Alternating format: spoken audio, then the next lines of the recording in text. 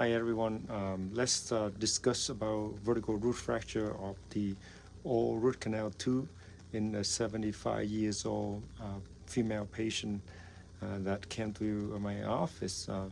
So she's been at the patient for quite a few years already.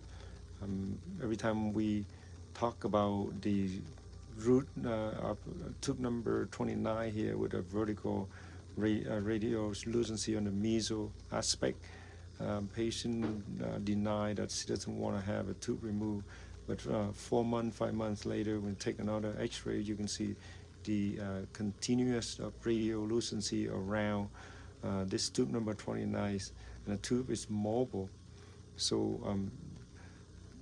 we although we did the deep cleaning already, it doesn't heal. So we eliminate the localized gum disease. We take several x-rays to see if there is any calculus left behind.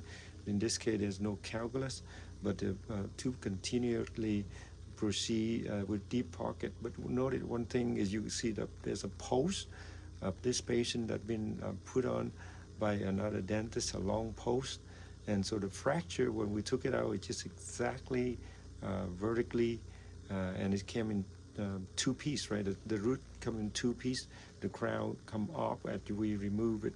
So this is the typical vertical fracture. And when you look at the x-ray will not reveal for you to diagnose the vertical fracture. So you have to rely on a couple of things: periodontal probing, probe the depth of the pocket, and usually it localized deep depth pocket either on the meso or the distal, and or sometimes it can be both.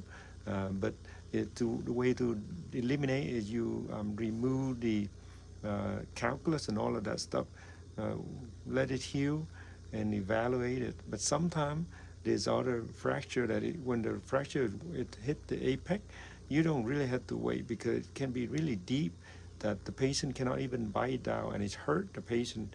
So there is many different diagnosing criteria that you have to look at, but make sure that you understand that there is the distinguish between the fracture and the gum disease case. Usually the deep pocket is on one side, because the fractures usually start one side and then it spread slowly to the other side, but it takes some time. So for those young dentists that worry about you diagnose the wrong treatment, look at what I talk about. Thanks for watching.